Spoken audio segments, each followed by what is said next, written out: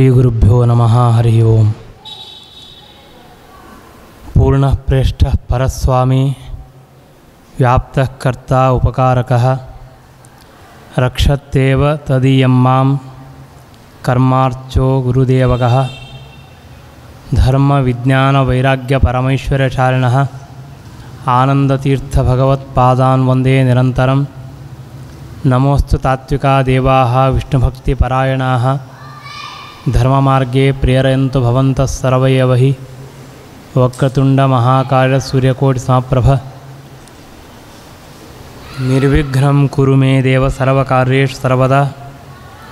ನೌಮಿನ್ಯಾಯ ಸುಧಾಧಿಕೃಜ್ಜಯ ಮುನೀನ್ ಶ್ರೀಪಾದರಾಟ್ಸನ್ಮಣಿನ್ ವ್ಯಾಸಾರ್ಯಾನ್ ವಿವಿಧಾಗಮಾಬ್ಧಿಭೇರಾನ್ ಶ್ರೀವಾದಿರಾಜಾನಪಿ ವಂದೇ ಹಂಸವರಾನ್ ರಘೂತ್ತಮಗುರೂನ್ ವೈದಗ್ಧ್ಯವಾರಾನ್ನಿಧೀನ್ ಶ್ರೀ ಸತ್ಯವ್ರತ ರಾಘವೇಂದ್ರ ಮುನಿಪಾನ್ ಸದ್ಬೋಧ ಸಧ್ಯಾನಪಾನ್ ಸತ್ಯಧೀರ ಕರಾಬ್ಜೋತ್ಥ ಜ್ಞಾನ ವೈರಾಗ್ಯ ಸಾಗರಃ ಸತ್ಯಜ್ಞಾನಾಖ್ಯ ತರಣಿ ಸ್ವಾಂತಧ್ವಾಂತಂ ನಿಕೃಂತತು ವಿದ್ಯಾರ್ಯಾಂ ವಿವಿಧಾಚಾರ್ಯಂ ವೇದಜ್ಞಾನಾಬ್ಧಿಚಂದಿರಂ ದುರ್ಮತಧ್ವಾಂತಮಾರ್ತಂಡಂ ಸತ್ಯಧ್ಯಾನ ಮುನಿಂ ಭಜೆ.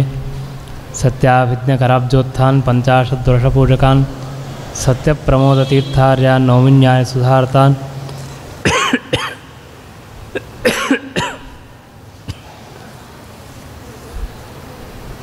ಶಾಸ್ತ್ರೇಷು ಪಾರದೃಷ್ಟಾನಂ ಶಾಸ್ತ್ರಜ್ಞೇಷು ವತ್ಸಲಂ ದೀನಭಕ್ತೋದ್ಧಾರಕರಂ ಸತ್ಯಾತ್ಮಾನಂ ಯತಿಂ ಭಜೆ. ವಿದ್ಯಾಪೀಠ ವಿಧಾತಾರಂ ವಿದ್ಯಾವಾರಿಧಿಚಂದಿರಂ ವಿದ್ಯಾರ್ಥಿವತ್ಸಲಂ ವಂದೇ ಮಹಾಮಹಿಮಸದ್ಗುರುಂ. ಆಪಾದಮೌಲಿಪರ್ಯಂతం ಗುರುಣಾಂ ಆಕೃತಿಂ ಸ್ಮರೇತ್ತೇನ ವಿಘ್ನಾಃ ಪ್ರಣಶ್ಯಂತಿ ಸಿದ್ಧ್ಯಂತಿ ಚ ಮನೋರಥಾಃ.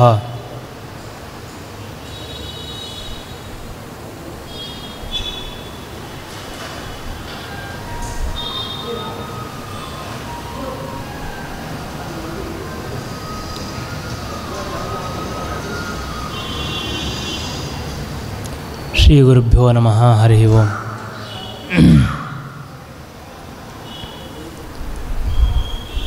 ಶ್ರೀಮದಾಚಾರ್ಯರ ಮಹಿಮೆಯನ್ನು ತಿಳಿಯಬೇಕು ಅನ್ನುವುದಕ್ಕಾಗಿ ಆ ಮಧ್ವಾಚಾರ್ಯರ ಮೂಲ ರೂಪ ವಾಯುದೇವರ ಮಹಿಮೆಯನ್ನು ತಿಳಿದಾಗ ಶ್ರೀಮದಾಚಾರ್ಯರು ಅವತಾರ ಮಾಡಿದಾಗ ಅವರು ಮಾಡಿರುವಂತಹ ಕಾರ್ಯ, ಆ ಚರಿತ್ರೆ ಎಷ್ಟು ಸಣ್ಣದು ಅಂತ ಅರ್ಥವಾಗುತ್ತೆ. ಅದಕ್ಕಾಗಿಯೇ ಉಚ್ಚಾವಚಾಯೇನ ಸಮಸ್ತ ಚೇಷ್ಟಾ ಕಿಂ ತತ್ರ ಚಿತ್ರಂ ಚರಿತಂ ನಿವೇದ್ಯಂ ಅಂತ ಮೊದಲಿಗೆ ಹೇಳಿಬಿಟ್ಟರು. ಕಿಂತೂತ್ತಮ ಶ್ಲೋಕ ಶಿಖಾಮಣಿಯನಾಂ ಮನೋವಿಶುದ್ಧೈ ಚರಿತಾನುವಾದ. ಜಗತ್ತಿನಲ್ಲಿ ಲಕ್ಷ್ಮೀನಾರಾಯಣರನ್ನು ಬಿಟ್ಟರೆ ಬ್ರಹ್ಮದೇವರನ್ನು ಪ್ರಾರಂಭ ಮಾಡಿಕೊಂಡು ಅನಂತಾನಂತ ಜೀವರಾಶಿಗಳು ಮಾಡತಕ್ಕಂತಹ ವ್ಯಾಪಾರಗಳು, ದೇವತೆಗಳಿರಬಹುದು, ಋಷಿಗಳಿರಬಹುದು, ರಾಜರಿರಬಹುದು, ಅಥವಾ ಮನುಷ್ಯರಿರಬಹುದು, ಭೂತಪ್ರೇತ ಪಿಶಾಚಗಳಿರಬಹುದು, ಪಶು ಪಕ್ಷಿ ಪ್ರಾಣಿಗಳಿರಬಹುದು, ಯಾವುದೇ ತರಹದ ಜೀವರಾಶಿಗಳು ಅದರಂತೆ ಜಡವಾಗಿರತಕ್ಕಂತಹ ವಸ್ತು, ಹೊರಗಿನ ತತ್ವಗಳು ಹಾಗೂ ಬ್ರಹ್ಮಾಂಡದಲ್ಲಿರ್ತಕ್ಕಂತಹ ಪ್ರಸಿದ್ಧವಾದ ಗ್ರಹಗಳು ಹಾಗೂ ನಕ್ಷತ್ರಗಳು ಅಥವಾ ಪರ್ವತಗಳು ಇಲ್ಲ ಸಮುದ್ರಗಳು, ಹೀಗೆ ಗಿಡಮರಗಳು, ಬೇರೆ ಬೇರೆ ಬೇರೆ ಪದಾರ್ಥಗಳಿದೆ. ಈ ಎಲ್ಲ ಪದಾರ್ಥಗಳಲ್ಲಿ ಆಗುವಂತಹ ಸಕಲ ವ್ಯಾಪಾರಗಳು ವಾಯುದೇವರಿಂದ ಆಗುತ್ತದೆ ಅಂತರ್ಥ. ಆ ಶ್ಲೋಕಕ್ಕೆ ಅರ್ಥ ಅಷ್ಟು. ಉಚ್ಚಾವಚಾಯೇನ ಸಮಸ್ತ ಚೇಷ್ಟಾ ಅಂತಂದರೆ ಇಷ್ಟೆಲ್ಲ ಅರ್ಥ ಇದೆ. ಅದಕ್ಕೆ ನಮಗೇನೋ ಒಂದು 4 ಅಷ್ಟು ಮಾತ್ರ ತೋರುತ್ತೆ, ಹಾಗರ್ಥ ಅಲ್ಲ.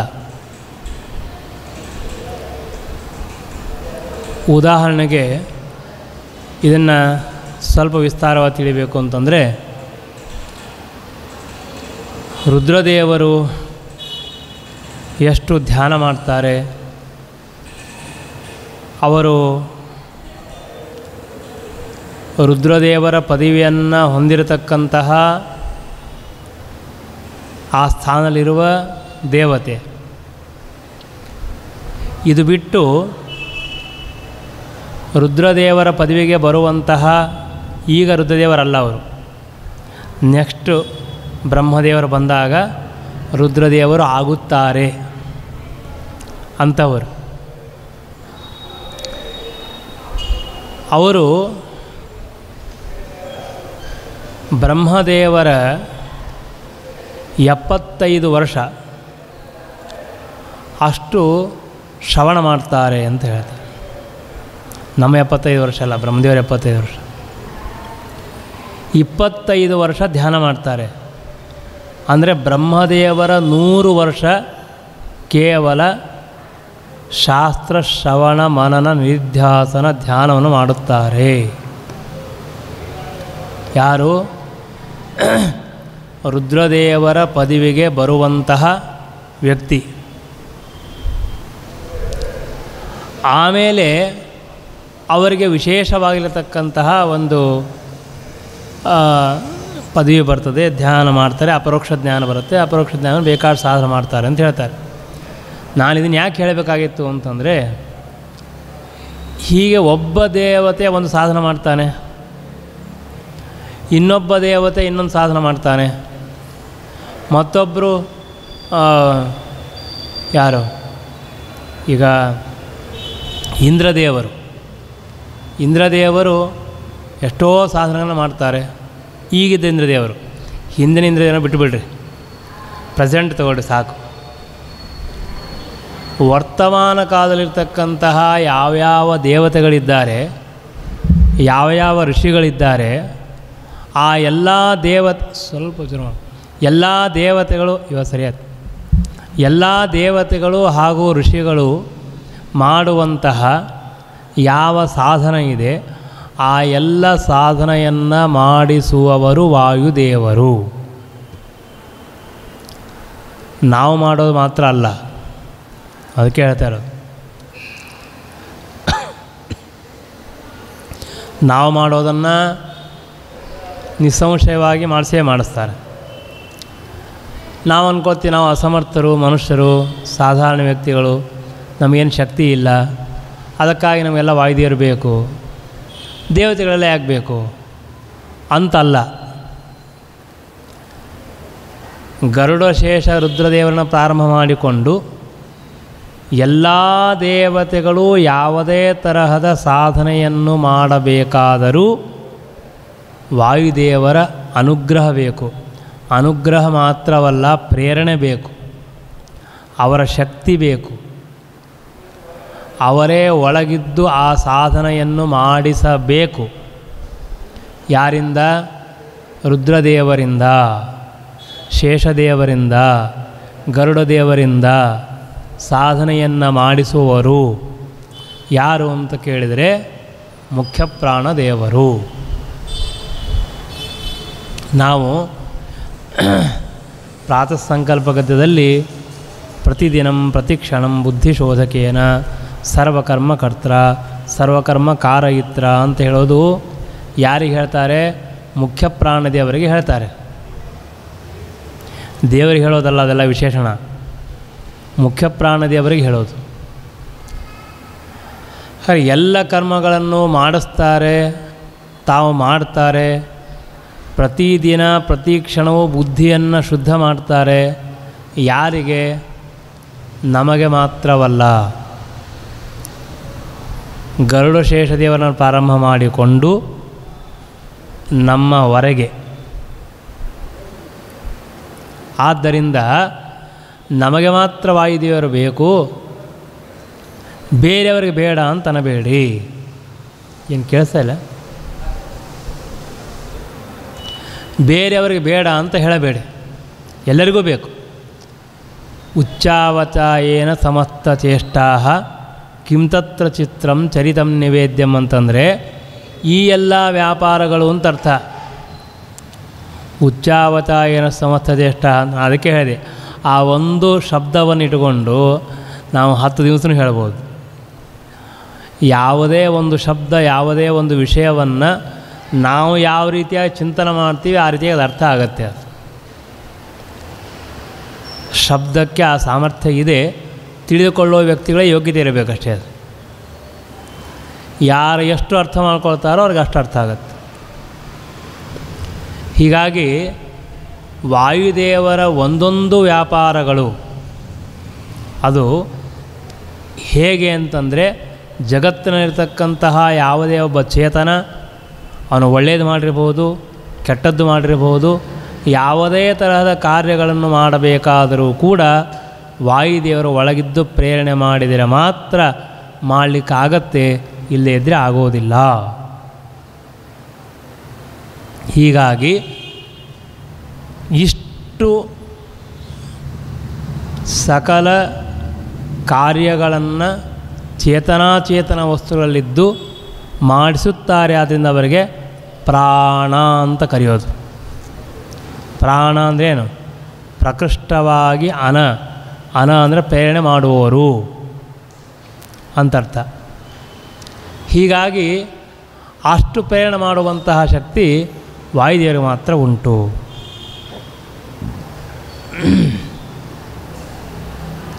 ನಾನು ನಿಜವಾಗಿ ಇವತ್ತು ಸುಮಧ್ವಿಜಯದ ಚರಿತ್ರೆಗಳನ್ನೇ ಬಹಳಷ್ಟು ಹೇಳಬೇಕು ಅಂತ ಅಂದ್ಕೊಂಡಿದ್ದೆ. ನೋಡೋಣ ಯಾವಾಗ ಬರುತ್ತೆ ಅವಾಗ ಹೇಳ್ತೆ. ಅಂದರೆ ಮಧ್ವಿಜಯದಲ್ಲಿ ವಾಯುದೇವರ ಗುಣಗಳನ್ನು ಯಾವ ರೀತಿಯಾಗಿ ನಮ್ಮ ತಿಳ್ಕೊಳ್ಳಿಕ್ಕಾಗತ್ತೆ. ಏನಾಗುತ್ತೆ, ಕಥೆ ಅಂತ ಕೇಳೋದು ಬೇರೆ, ಗುಣ ಅಂತ ತಿಳಿಯೋದು ಬೇರೆ, ಎರಡಕ್ಕೂ ಬಹಳ ವ್ಯತ್ಯಾಸ ಬರುತ್ತೆ.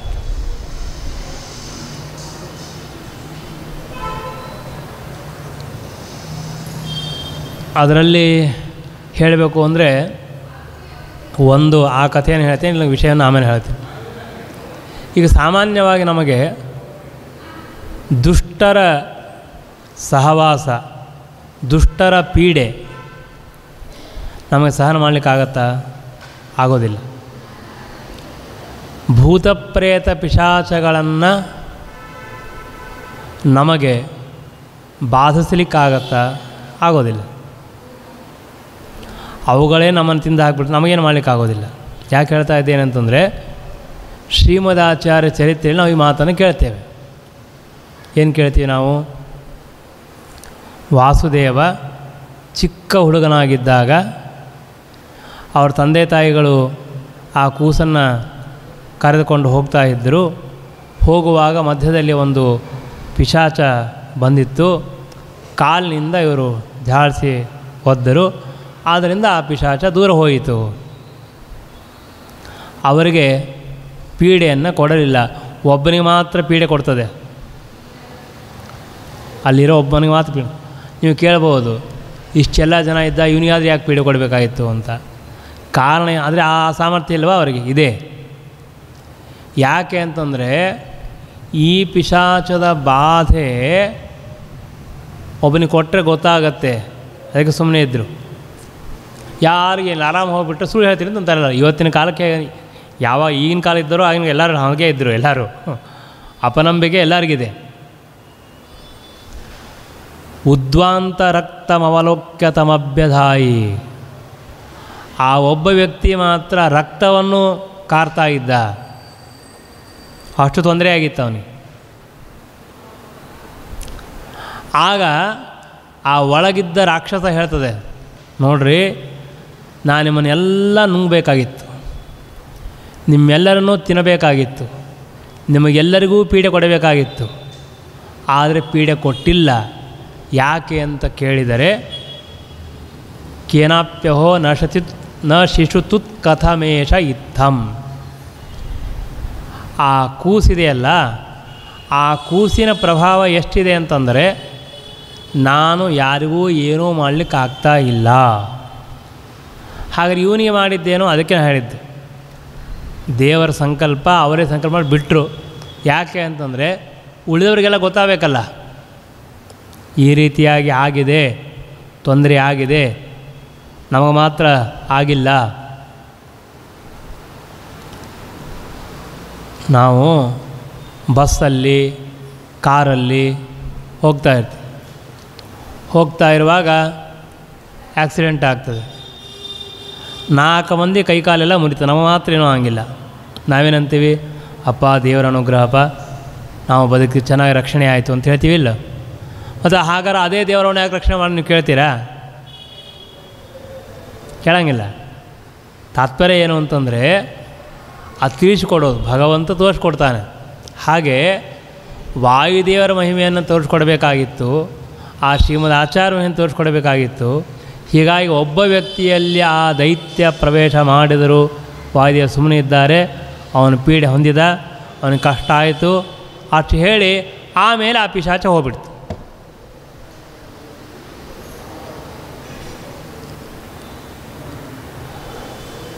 ಇದು ಸಣ್ಣ ವಯಸ್ಸಿನಲ್ಲಿ ಅವರು ಮಧ್ವಾಚಾರ್ಯರು ಸನ್ಯಾಸ ತಗೊಂಡಿಲ್ಲ, ಏನೂ ಆಗಿಲ್ಲ, ಏನೇನೂ ಮಾಡಿಲ್ಲ. ಅವರು ಸಣ್ಣ ಕೂಸು ತಾನೇ ಇನ್ನು. ಅಂದರೆ ಆ ಕೂಸಿದ್ದಾಗಲೇ ಇಂತಹ ಶಕ್ತಿ ಶ್ರೀಮದಾಚಾರ್ಯರಿಗೆ ಇತ್ತು ಅಂತ ತಾವು ಪ್ರಕಟ ಮಾಡಿ ತೋರಿಸಿಕೊಟ್ಟಿದ್ದಾರೆ.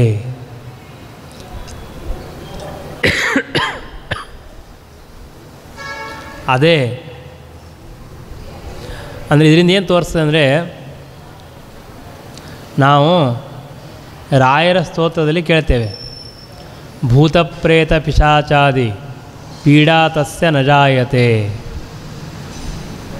ಯಾರು ರಾಯರ ಸೇವೆಯನ್ನು ಮಾಡ್ತಾರೆ, ರಾಘವೇಂದ್ರ ಸ್ವಾಮಿಗಳ ಸ್ತೋತ್ರ ಮಾಡ್ತಾರೆ, ಅವರ ಭೂತಪ್ರೇತ ಪಿಶಾಚಾಭಾಸ ಯಾವುದೂ ಆಗುವುದಿಲ್ಲ ಅಂತ ಹೇಳೋದು ನಿಜ, ಸತ್ಯ, ಅದರಲ್ಲಿ ಯಾವ ಸಂದೇಹನೇ ಇಲ್ಲ. ಆದರೆ ನಮಗೆ ಭೂತಪ್ರೇತ ಪಿಶಾಚ ಆದರೆ ನಾವು ಯಾರೂ ವಾಯುದೇವರ ಸೇವೆ ಮಾಡೋಂಗಿಲ್ಲ, ರಾಯರ ಹತ್ರ ಹೋಗ್ತೀವಿ. ಎಂಥ ಮೂರ್ಖತನ ಇದೆ ನೋಡ್ರಿ. ನಾವು ಯಾರಾದರೂ ಮಾಡ್ತೀವ? ಇಲ್ಲರಿ, ರಾಯರ ಹತ್ರ ಹೋಗ್ಬೇಕು, ವಾಯುದೇವರು ಏನು ಮಾಡ್ತಾರೆ ಅಂತಂತೀವಿ. ಹೇಗಿದೆ ಇದು?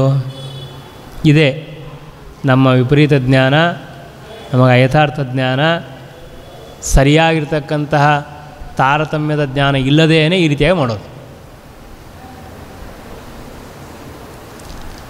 ರಾಯರಿಗೆ ಅಥವಾ ರಘುತ್ತಮರಿಗೆ ಅಥವಾ ಇನ್ನು ಮಹಾನುಭಾವರಿಗೆ ಸಾಮರ್ಥ್ಯ ಬಂದಿದ್ದು ಹೇಗೆ? ವಾಯುದೇವರ ಅನುಗ್ರಹದಿಂದ.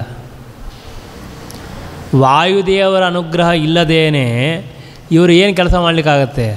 ಏನು ಮಾಡಲಿಕ್ಕಾಗೋದಿಲ್ಲ. ನಾವು ಕೇಳ್ತೇವೆ, ರಘುತ್ತಮನ ಸೇವೆ ಮಾಡಿದ್ರೆ ಎಷ್ಟು ಅಲ್ಲಿ ಅಂತೂ ಬೇಕಾದಷ್ಟು ಹೇಳ್ತಾರೆ.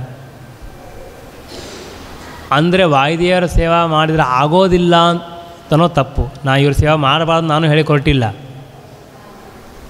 ನಾನು ಕೂಡ ರಘುತ್ತಮ ಸೇವೆ ಮಾಡಬೇಡಿ ಅಥವಾ ರಾಯರ ಸೇವೆ ಮಾಡಬಾರ್ದು ಅಂತ ಹೇಳಕ್ಕೆ ನನ್ನ ಅಭಿಪ್ರಾಯವಿಲ್ಲ. ನಮ್ಮ ತಿಳುವಳಿಕೆ ಎಷ್ಟು ತಪ್ಪಾಗಿದೆ ಅಂತ ಹೇಳ್ತಾ ಇದ್ದೀನಿ, ಅದನ್ನು ಮಾತ್ರ ಖಂಡಿಸ್ತಾ ಇರೋದು. ಮುಖ್ಯ ಪ್ರಾಣದೇವರ ಸೇವೆ ಮಾಡಿದರೆ ನನಗಿಂಥ ಲಾಭವಾಗತ್ತೆ ಅನ್ನೋ ನಂಬಿಕೆ ನಮಗಿಲ್ಲದೇನೆ ಇಲ್ಲಿ ಹೋಗ್ತೀವಲ್ಲ, ಅದು ತಪ್ಪು. ವಾಯುದೇವರ ಸೇವೆ ಮಾಡಿದರೆ ನಿಶ್ಚಿತವಾಗಿ ನಿಮ್ಮಂಥ ಲಾಭ ಆಗೇ ಆಗತ್ತೆ ಅಂತಿಟ್ಕೊಂಡು ಇದನ್ನು ಮಾಡಿರಿ ಪರವಾಗಿಲ್ಲ. ನನ್ನ ಸ್ವಂತ ಅನುಭವ ಹೇಳ್ತೀನಿ. ನನಗೆ ಸುಮಧ್ವಿಜಯ ಪಾರಾಯಣ ಇವತ್ತಲ್ಲ, ಸುಮಾರು ಒಂದು 20 ವರ್ಷದ ಹಿಂದೆ ಏನೋ ಒಂದು ಸಮಸ್ಯೆ ಬಂದಿತ್ತು. ನಾನು ಸುಮ್ಮನೆ ಪಾರಾಯಣ ಮಾಡ್ತಾಯಿದ್ದೆ. ಕರೆಕ್ಟಾಗಿ 41 ದಿವಸ ಪಾರಾಯಣ ಮಾಡೀನಿ. 41ನೇ ದಿವಸ ನನಗೇನು ಆಗಬೇಕಾದ ಕೆಲಸ ಆಗಿತ್ತು. ನಾನು ಅದ್ರ ಸಲ ಮಾಡಿದ್ದಿಲ್ಲ, ನಿಜವಾಗಿ ನೋಡಿದರೆ ತದರ್ಥಂ ಮಾಡಿಲ್ಲ, ಸುಮ್ಮನೆ ಪಾರಾಯಣ ಮಾಡಬೇಕು ಅಂತ ಮಾಡ್ತಾಯಿದ್ದೆ ಅಷ್ಟೇ. ಅದೇ ಇವೆಲ್ಲ ಹೇಗಿದೆ ಅಂದರೆ, ಕಥಿತಂ ಕೃಷೇರಿವ ಫಲಾಲಕುಲಂ ಅಂತ ಹೇಳ್ತಾರೆ. ಮೋಕ್ಷವನ್ನು ಕೊಡ್ತಕ್ಕಂತಹ ಶಾಸ್ತ್ರ ಇದು. ಮೋಕ್ಷವನ್ನೇ ಕೊಡ್ತಕ್ಕಂಥವ್ರು ವಾಯುದೇವರು. ನಮಗೇನೋ ಒಂದು 10,000 ರೂಪಾಯಿ ಸಿಕ್ತು, 20,000 ರೂಪಾಯಿ ಸಿಕ್ತು, 1 ಲಕ್ಷ ಸಿಕ್ತು ಅಂತಂದರೆ ಅದು ಹುಲ್ಲು ಕಡ್ಡಿ ಸಮಾನ. ಅದು ಏನೂ ಅಲ್ಲ. ಅದು ಎಷ್ಟಿರುತ್ತೆ? 10 ಸೆಕೆಂಡ್ ಕೂಡ ನಮ್ಮ ಹತ್ರ ಹಣ ಇರೋಂಗಿಲ್ಲ. ಅದು ಕೊಡೋದ ವಾಯುದೇವರು ನಮಗೆ, ಅದಲ್ಲೇ ಅಲ್ಲ.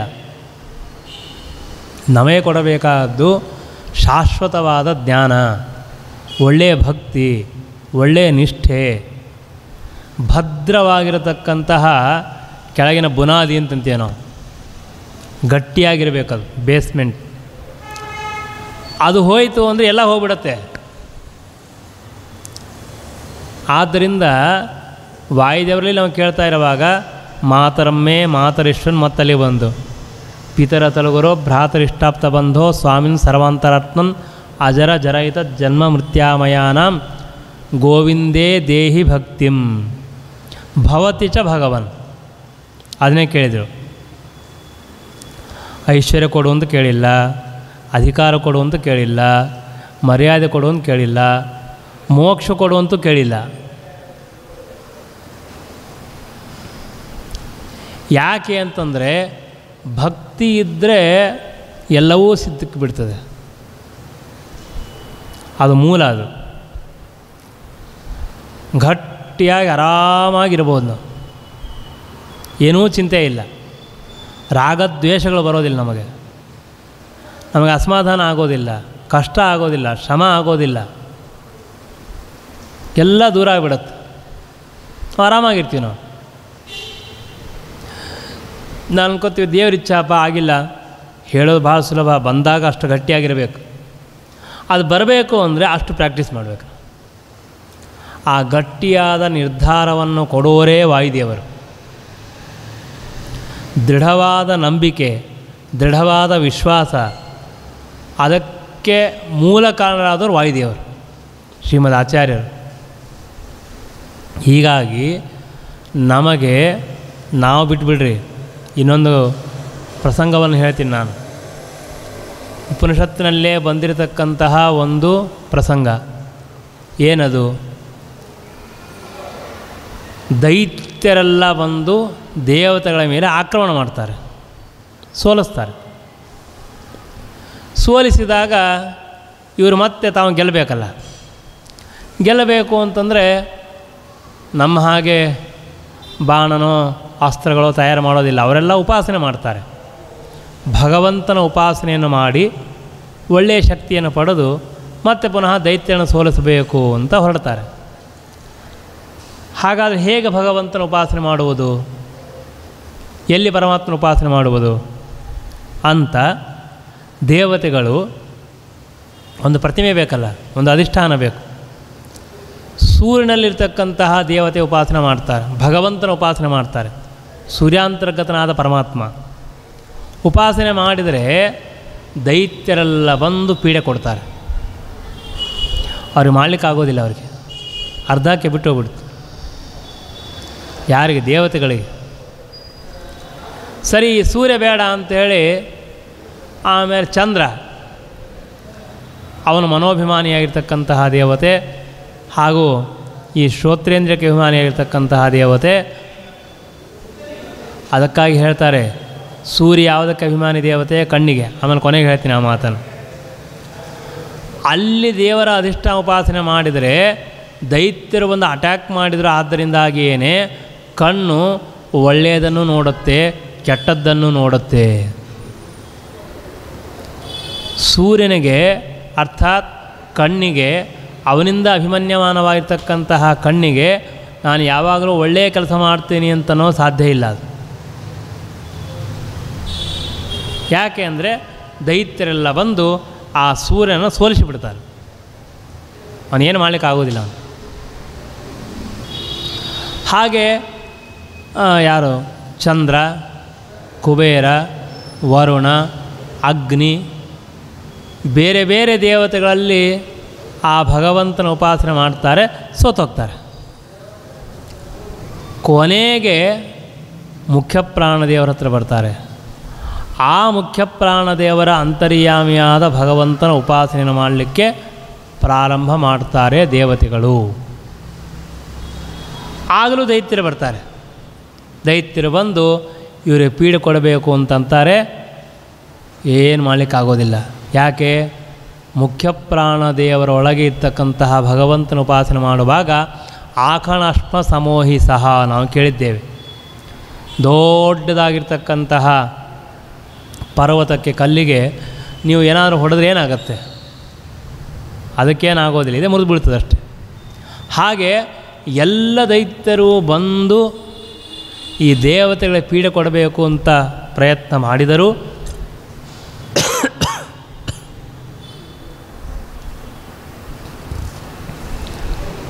ಆ ವಾಯುದೇವರ ಅಂತರ್ಯಾಮಿಯಾಗಿರ್ತಕ್ಕಂತಹ ಭಗವಂತನ ಉಪಾಸನೆ ತಡಿಬೇಕು ಅಂತಾದರೆ ಆಗ ವಾಯುದೇವರು ಎಲ್ಲ ದೈತ್ಯರನ್ನು ಸೋಲಿಸ್ತಾರೆ, ಓಡಿಸ್ತಾರೆ. ಇವರು ಆರಾಮಾಗಿ ಉಪಾಸನೆ ಮಾಡ್ತಾರೆ, ಇವರ ಶಕ್ತಿ ಬರುತ್ತೆ.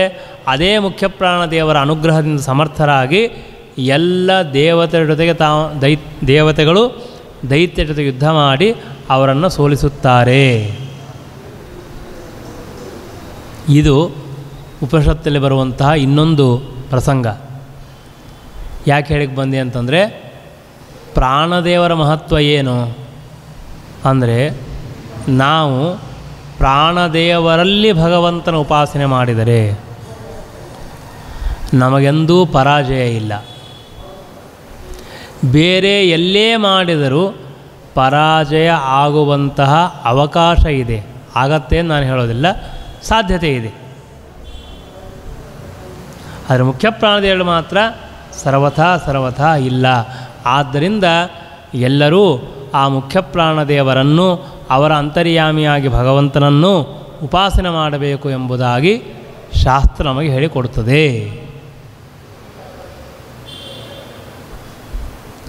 ಇನ್ನು ಈ ಮುಖ್ಯ ಪ್ರಾಣದೇವರ ಚಿಂತನೆಯನ್ನು ಮಾಡ್ತಾ ಇರುವಾಗ ಉಪನಿಷತ್ತಿನಲ್ಲಿ ನಿಜವಾಗಿ ಷಟ್ ಪ್ರಶ್ನ ಅಂತ 6 ಪ್ರಶ್ನೆಗಳಿದ್ರೊಳಗೆ 2 ಹೇಳಿದ್ದೀನಿ, 3ನೇದು ನಡೀತಾ ಇದೆ. ಇವಾಗ ಇನ್ನೂ ಪ್ರಾರಂಭ ಮಾಡಿಲ್ಲ ಅದು. ಇಲ್ಲೇನು ಪ್ರಶ್ನೆ ಕೇಳ್ತಾರೆ ಅಂತಂದರೆ, ಇಷ್ಟು ದೊಡ್ಡ ವಾಯುದೇವರು ಅಂತ ಹೇಳ್ತೀರಲ್ಲ, ಇಂತಹ ಮುಖ್ಯ ಪ್ರಾಣದೇವರು ಹೇಗೆ, ಯಾರಿಂದ ಹುಟ್ಟುತ್ತಾರೆ? ಕುತ ಏಷ ಪ್ರಾಣೋ ಜಾಯತೆ, ಯಾರಿಂದ ಹುಟ್ಟುತ್ತಾರೆ? ಈ ದೇಹದಲ್ಲಿ ಹೇಗೆ ಬರುತ್ತಾರೆ? ತಮ್ಮನ್ನು ತಾವು ವಿಭಾಗ ಮಾಡಿಕೊಂಡು, ಅಂದರೆ ಪ್ರಾಣ, ಅಪಾನ, ವ್ಯಾನ, ಉದಾನ, ಸಮಾನ ಅಂತ ವಿಭಾಗ ಮಾಡಿಕೊಂಡು ಹೇಗೆ ಇಲ್ಲಿ ಇರ್ತಾರೆ? ಈ ದೇಹವನ್ನು ಬಿಟ್ಟು ಹೇಗೆ ಹೊರಗಡೆ ಹೋಗ್ತಾರೆ? ಕೇನ ಉತ್ಕ್ರಾಮತೆ. ಹೇಗೆ ದೇಹವನ್ನು ಬಿಟ್ಟು ಹೊರಗಡೆ ವ್ಯಾಪಾರ ಮಾಡ್ತಾರೆ, ದೇಹದ ಒಳಗೆ ಹೇಗೆ ವ್ಯಾಪಾರ ಮಾಡ್ತಾರೆ? ಇಷ್ಟು ಪ್ರಶ್ನೆಗಳನ್ನು ಮಾಡಿದ್ದಾರೆ. ಅದಕ್ಕೆ ಮೊದಲನೇದಾಗಿ ಉತ್ತರ ಹೇಳೋದು, ಆತ್ಮತ ಏಷ ಪ್ರಾಣೋ ಜಾಯತೆ. ಮುಖ್ಯ ಪ್ರಾಣದೇವರು ಯಾರಿಂದ ಹುಟ್ಟಿದ್ದಾರೆ ಅಂತ ಪ್ರಶ್ನೆ ಮಾಡ್ತೀರಲ್ಲ, ಅದಕ್ಕೆ ಉತ್ತರ ಏನು ಅಂದರೆ, ಆತ್ಮತಃ. ಆತ್ಮ ಎಂಬ ಶಬ್ದಕ್ಕೆ ಪರಮಾತ್ಮ ಅಂತ ಅರ್ಥ. ಭಗವಂತನಿಂದ, ನಾರಾಯಣನಿಂದ ಮುಖ್ಯ ಪ್ರಾಣದೇವರು ಹುಟ್ಟಿ ಬಂದಿದ್ದಾರೆ. ಯಥೈಷಾ ಪುರುಷೇಚ್ಛಾಯ ಏತಸ್ಮಿನ್ ಏತದಾತತಂ. ಒಬ್ಬ ಮನುಷ್ಯ ಹೋಗ್ತಾ ಇದ್ದರೆ ಆ ಮನುಷ್ಯನಿಗೆ ಒಂದು ನೆರಳಿರುತ್ತೆ. ಆ ನೆರಳು ಇವನ ಜೊತೆಗೇ ಹೋಗ್ತಾ ಇರುತ್ತೆ. ಹಾಗೆ ಪರಮಾತ್ಮನನ್ನು ಅನುಸರಿಸಿಕೊಂಡು ಮುಖ್ಯ ಪ್ರಾಣದೇವರು ಇರ್ತಾರೆ. ಆ ಮುಖ್ಯ ಪ್ರಾಣದೇವರು ತಮ್ಮ ಕಾರ್ಯವನ್ನು ಮಾಡುತ್ತಾರೆ. ಇನ್ನು ಈ ದೇಹದಲ್ಲಿ ಅವರು ಪ್ರವೇಶ ಮಾಡುತ್ತಾರೆ ಅಂತ ಹೇಳಿದರು. ಈ ಪ್ರವೇಶ ಮಾಡಲಿಕ್ಕೇನು ಕಾರಣ? ಯಾಕೆ ಪ್ರವೇಶ ಮಾಡ್ತಾರೆ? ಯಾರಿಂದ ಪ್ರವೇಶ ಮಾಡ್ತಾರೆ? ಹೇಗೆ ಪ್ರವೇಶ ಮಾಡ್ತಾರೆ ಅಂತ ಕೇಳಿದ್ರೆ ಅದಕ್ಕೆ ಹೇಳ್ತಾರೆ, ಮನೋಕೃತೇನ ಆಯಾತಿ ಅಸ್ಮಿನ್ ಶರೀರೇ. ಇಲ್ಲಿ ಮನಸ್ಸು ಎಂಬ ಶಬ್ದಕ್ಕೆ ಪರಮಾತ್ಮ ಅಂತ ಅರ್ಥ. ಆ ಭಗವಂತನ ಸಂಕಲ್ಪ, ಭಗವಂತನ ಪ್ರೇರಣೆ ಹೇಗಿದೆಯೋ ಅವನ ಇಚ್ಛೆಯಂತೆ ಈ ದೇಹದಲ್ಲಿ ಮುಖ್ಯ ಪ್ರಾಣದೇವರು ತಾವು ಪ್ರವೇಶ ಮಾಡುತ್ತಾರೆ.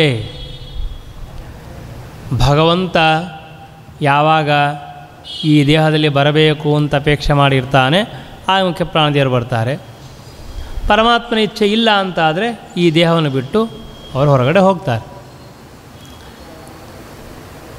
ಆಮೇಲೆ ಆ ಮುಖ್ಯ ಪ್ರಾಣದೇವರು ತಾವು ಬಂದ ಮೇಲೆ, ದೇಹದೊಳಗೆ ಬಂದ ಮೇಲೆ ಅವರೇನು ಮಾಡ್ತಾರೆ ಅಂತಂದರೆ, ಒಬ್ಬ ರಾಜ, ಆ ರಾಜ ತನ್ನ ರಾಜ್ಯವನ್ನು ಆಳ್ತಾ ಇರುವಾಗ ಸಣ್ಣ ಸಣ್ಣದಾಗಿರ್ತಕ್ಕಂತಹ ಪಟ್ಟಣಗಳೆಲ್ಲ ಇರುತ್ತೆ. ಎಲ್ಲ ಕಡೆಗೆ ಅವನೇ ಹೋಗಿ ನೋಡ್ಕೊಳ್ಳಿಕ್ಕೆ ಆಗೋದಿಲ್ಲ. ಅದಕ್ಕೇನು ಮಾಡ್ತಾನೆ, ಬೇರೆಯವರನ್ನು ಕರೆದು ಹೇಳ್ತಾನೆ, ನೋಡು ನೀವು ಈ ಊರನ್ನು ನೋಡಿಕೋ, ನೀ ಇದನ್ನು ನೋಡಿಕೋ ಅಂತ. ಸಮ್ರಾಟ್ ಚಕ್ರವರ್ತಿಯಾಗಿರ್ತಕ್ಕಂತಹ ರಾಜನು ಚಿಕ್ಕ ಚಿಕ್ಕ ಯಾರು ರಾಜರಿರ್ತಾರೋ ಸಣ್ಣವರು ಅವರೆಲ್ಲ ಹೇಳಿ ಕಳಿಸ್ತಾನೆ, ನೀನು ಇಂತಹ ದೇಶವನ್ನು ನೋಡ್ಕೋ, ನೀ ಇದನ್ನು ನೋಡ್ಕೊಳ್ಬೇಕು ಅಂತ ಹೇಳ್ತಾನೆ.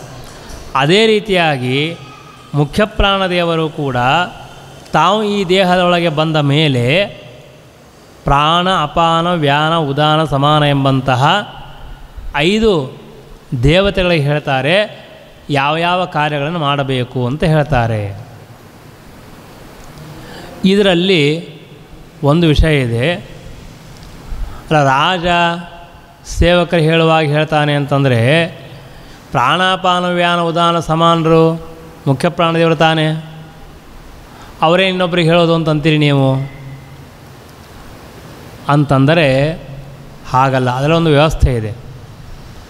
ಈ ಪ್ರಾಣಾಪಾನ, ವ್ಯಾನ, ಉದಾನ, ಸಮಾನ ಅಂತನ್ನುವರು ಮುಖ್ಯ ಪ್ರಾಣದೇವರ 5 ರೂಪಗಳು ಅಂತಿದೆ, ಇಲ್ಲ ಅಂತಿಲ್ಲ, ಪ್ರಸಿದ್ಧವಾದ್ದು ಇದೆ. ಅದು ಬಿಟ್ಟು ಪ್ರಾಣ, ಅಪಾನ, ವ್ಯಾನ, ಉದಾನ, ಸಮಾನ ಎಂಬಂತಹ ಹೆಸರಿನ ದೇವತೆಗಳಿದ್ದಾರೆ. ಯಾವ ರೀತಿಯಾಗಿ ಚಂದ್ರ, ಇಂದ್ರ, ಕುಬೇರ, ವರುಣ, ಅಗ್ನಿ, ಶನೈಶ್ಚರ, ಭೂದೇವಿ ಹೀಗೆಲ್ಲ ದೇವತೆಗಳಿದ್ದಾರಿಲ್ಲೋ ಇದ್ದಾರೆ. ಅದೇ ರೀತಿಯಾಗಿ ಪ್ರಾಣ, ಅಪಾನ, ವ್ಯಾನ, ಉದಾನ, ಸಮಾನ ಎಂಬಂತಹ ಹೆಸರಿನ ಮುಖ್ಯ ಪ್ರಾಣದೇವರಿಂದ ಬೇರೆಯಾದ ದೇವತೆಗಳು ಇದ್ದಾರೆ. ಆ ದೇವತೆಗಳಿಗೆ ಮುಖ್ಯ ಪ್ರಾಣದೇವರು ಹೇಳ್ತಾರೆ, ನೋಡು ನೀ ಕೆಲಸ ಮಾಡು ಅಂತ. ಆ ಪ್ರಾಣ, ಅಪಾನ, ವ್ಯಾನ, ಉದಾನ, ಸಮಾನರಿಗೆ ಈ ದೇಹದಲ್ಲಿದ್ದು ಯಾವ ರೀತಿಯ ಕಾರ್ಯಗಳನ್ನು ಮಾಡಬೇಕು ಅಂತ ಅವರು ಹೇಳ್ತಾರೆ. ಹಾಗಾದರೆ ಅವರೇ ಮಾಡಿಬಿಟ್ರೆ ಈ ಮುಖ್ಯ ಪ್ರಾಣದೇವರು ಏನು ಮಾಡೋದು? ಇವರು ಮಾಡ್ತಾರೆ. ಆ ಪ್ರಾಣ, ಅಪಾನ, ವ್ಯಾನ, ಉದಾನ, ಸಮಾನ ಇದೆಯಲ್ಲ, ಅವರಿಗೆ ತಮ್ಮಷ್ಟಕ್ಕೆ ತಾವೇ ಮಾಡುವಂತಹ ಶಕ್ತಿ ಇಲ್ಲ. ಆದ್ದರಿಂದಾಗಿ ಈ ಪಂಚರೂಪಿಯಾಗಿರ್ತಕ್ಕಂತಹ ಪ್ರಾಣ, ಅಪಾನ, ವ್ಯಾನ, ಉದಾನ, ಸಮಾನರು ಅರ್ಥಾತ್ ಮುಖ್ಯ ಪ್ರಾಣದೇವ ರೂಪಗಳು ಕೂಡ ಅವರ ಜೊತೆಗೆ ಇದ್ದು ಸನ್ನಿಹಿತವಾಗಿದ್ದು ಆ ಕಾರ್ಯವನ್ನು ಮಾಡುತ್ತದೆ. ಆದ್ದರಿಂದ ಮುಖ್ಯ ಪ್ರಾಣದೇವರು ಇತರರಿಗೆ ಆಜ್ಞೆ ಮಾಡ್ತಾರೆ ಅಂತಂದರೆ ಅಲ್ಲಿ ಬೇರೆ ದೇವತೆಯನ್ನು ತೆಗೆದುಕೊಳ್ಳಬೇಕು ಅಂತ ಹೇಳಿದ್ದಾರೆ.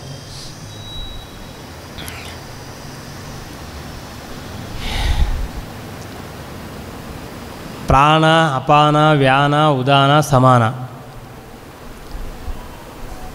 ಈ ಹೆಸರುಗಳು ಹೇಳುವಂತೆ ಸಾರ್ಥಕವಾದದ್ದು.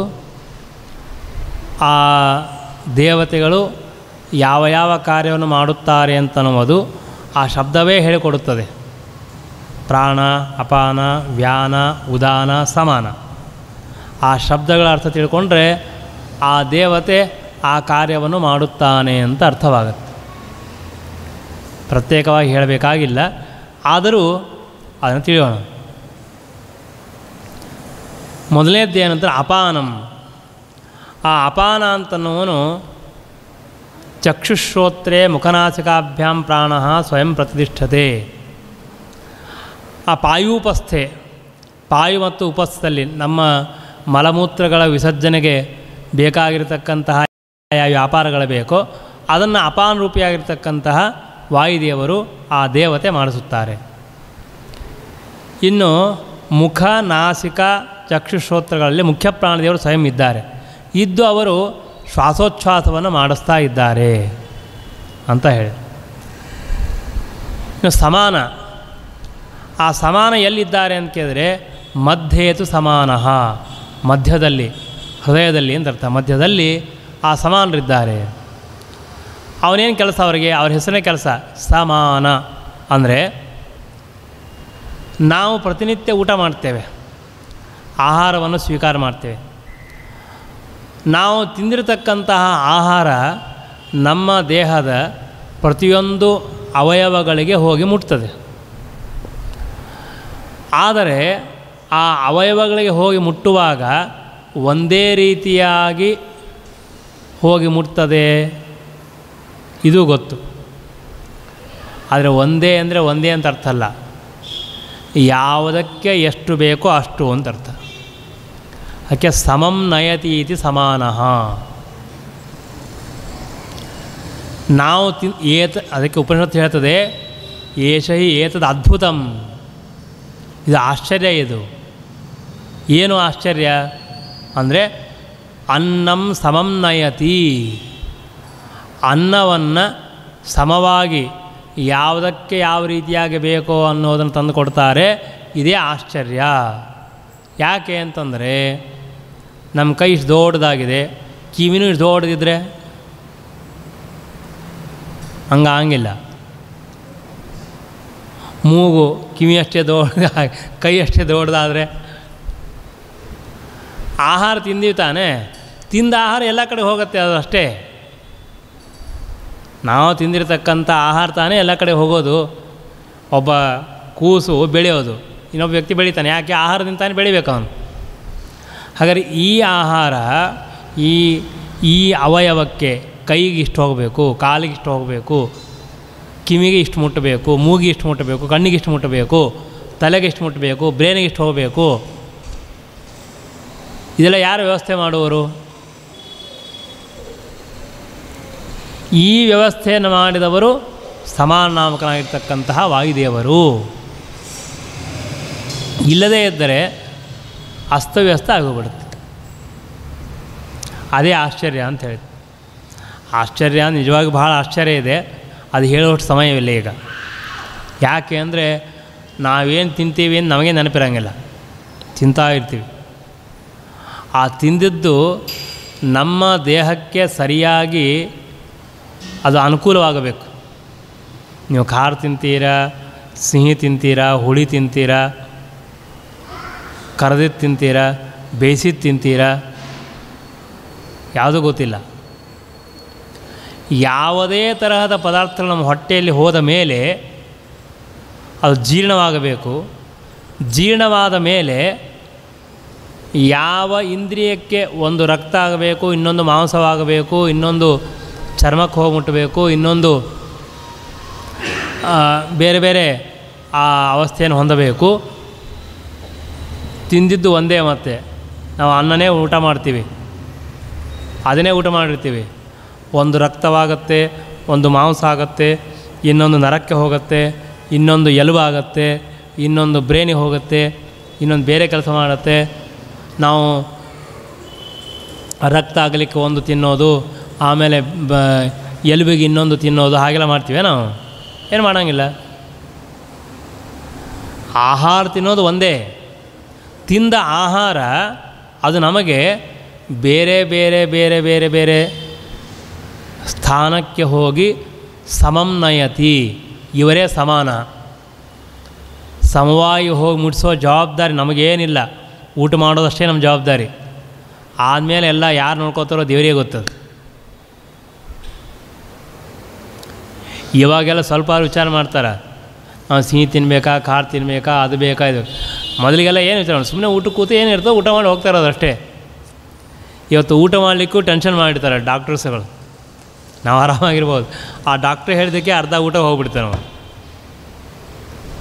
ಮಾನಸಿಕವಾಗಿ. ಯಾವ ಪದಾರ್ಥಗಳು ಕೂಡ ನಮ್ಮಲ್ಲಿ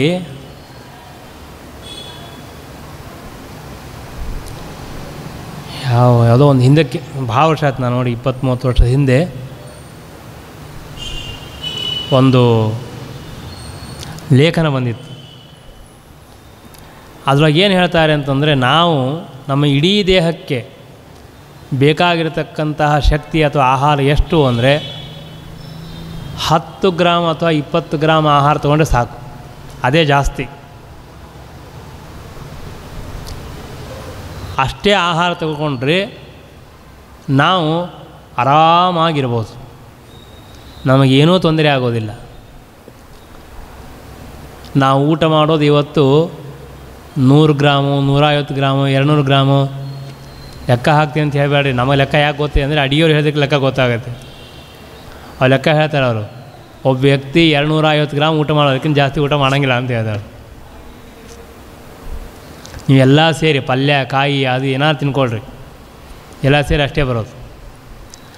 ನಮ್ಮ ದೇಹಕ್ಕೆ ನಿಜವಾಗಿಯೂ ಹೋಗಿ ಮುಟ್ಟೋದು ಎಷ್ಟು ಅಂತ ಕೇಳಿದ್ರೆ 5% ಓನ್ಲಿ, 5 ಅಥವಾ 10 ಗ್ರಾಮ್ ಅಷ್ಟೇ.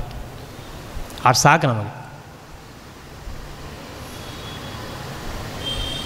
ವಿಚಿತ್ರ ಏನು ಅಂತಂದರೆ, ಇವಾಗ ಕೆಲವರು ಕೇವಲ ಹಣ್ಣು ತಿಂದಿರ್ತಾರೆ, ಅವರಿಗೂ ಎಲ್ಲ ಶಕ್ತಿ ಬರ್ತದೆ, ಯಾರಿಗೆ ಬಂದಿಲ್ಲ. ಕೆಲವರು ಹಾಲು ಮಾತ್ರ ಕುಡಿದಿದ್ದಾರೆ, 1 ತಿಂಗಳವರೆಗಿರ್ತಾರೆ, ಅವರಿಗೆಲ್ಲ ಪ್ರೋಟೀನು ಗೀಟೀನ್ ಏನು ಹೇಳ್ತಿರೋದು ಎಲ್ಲ ಬಂತೋ ಇಲ್ಲೋ, ಇದೆಯೋ ಇಲ್ಲವೋ, ಆರಾಮಾಗಿದ್ದಾರೋ ಇಲ್ಲ ಅವರು ಇರ್ತಾರೆ. ಹೀಗಾಗಿ ಯಾವ ಪದಾರ್ಥಗಳಲ್ಲಿ ಏನಿಲ್ಲ ಅಂತ ತಿಳ್ಕೊಬೇಡ್ರಿ ನೀವು. ಎಲ್ಲ ಪದಾರ್ಥಗಳೆಲ್ಲನೂ ಇದೆ. ಒಂದು ಕಡೆಗೆ ಹೆಚ್ಚು, ಒಂದು ಕಡೆಗೆ ಕಡಿಮೆ ಅಷ್ಟೇ. ಒಂದು ಹೆಚ್ಚು ಒಂದು ಕಡಿಮೆ ಹೊರತಾಗಿ ಎಲ್ಲದರಲ್ಲಿ ಎಲ್ಲವೂ ಇದೆ. ನಾವು ಎಷ್ಟು ಜೀರ್ಣ ಮಾಡ್ಕೊಳ್ತೀವಿ ಅಂತ ನಮ್ಮ ಮಹತ್ವನೇ ಹೊರತಾಗಿ ಎಷ್ಟು ತಿಂತೇವೆ ಅಂತ ನಮ್ಮ ಮಹತ್ವದ್ದಲ್ಲ. ತಿಂದ ಆಹಾರ ಸಮಂನಯತಿ, ಸಮವಾಗಿ ಮುಟ್ಟಿಸುವವರು ಮುಖ್ಯ ಪ್ರಾಣದೇವರು ಮಧ್ವಾಚಾರ್ಯರು. ಆದ್ದರಿಂದ ಅವರಿಗೆ ಸಮಾನ ಅಂತ ಕರೀತಾರೆ. ಅಲ್ಲ, ತಸ್ಮಾದ್ ಏತಾ ಸಪ್ತರ್ಚಿಷೋ ಭವಂತಿ. ಆಹಾರ ಇದ್ದರೆ ಎಲ್ಲ ಎಚ್ಚರ ಇರುತ್ತೆ. ಸಪ್ತ ಅರ್ಚಿಷಃ ಅಂದರೆ 7 ಇಂದ್ರಿಯಗಳು, ಕೈ ಕಾಲು ಕಣ್ಣು ಮೂಗು ಎಲ್ಲ ಕರೆಕ್ಟಾಗಿ ಕೆಲಸ ಮಾಡ್ತದೆ.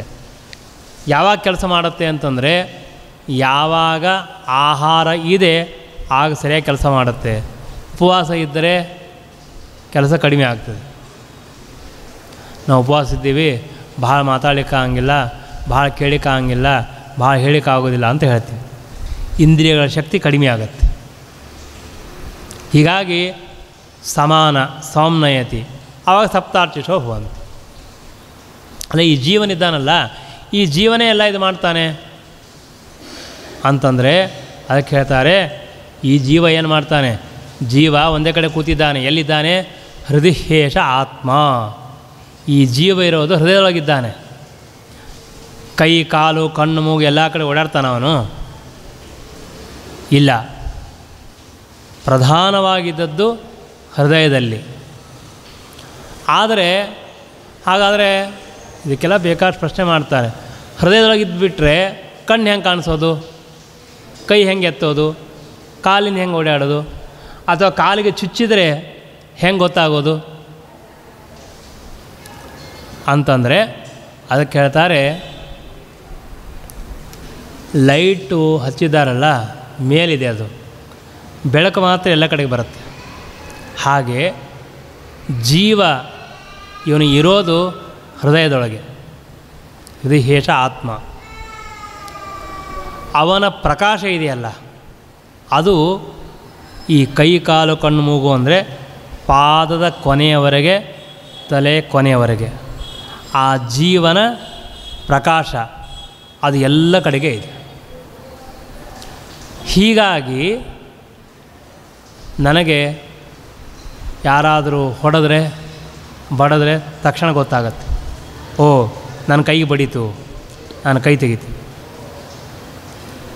ಯಾಕೆ ಗೊತ್ತಾಗತ್ತೆ ಅಂತಂದರೆ ಅಲ್ಲೆಲ್ಲ ಜೀವ ಸ್ವರೂಪತಃ ಇಲ್ಲ, ಅವನ ಸಂಬಂಧ ಇದೆ, ಪ್ರಕಾಶ ಇದೆ, ಆದರೆ ನನಗೆ ಗೊತ್ತಾಗತ್ತೆ ಅಂತ ಹೇಳ್ತಾರೆ. ಹೀಗಾಗಿ ಮುಖ್ಯ ಪ್ರಾಣದೇವರು ಈ ಜೀವನಿಗೆ ಸಮಾನರಾಗಿ ಇದ್ದಾರೆ. ಪ್ರಾಣ ಅಪಾನ ಸಮಾನ ವ್ಯಾನ, ವಿ ಆನ ವ್ಯಾನ ಅಂತ ಕರೆಯೋದು. ವಿಶಿಷ್ಟವಾಗಿರತಕ್ಕಂತಹ ಪ್ರೇರಣೆ ಅಂತರ್ಥ.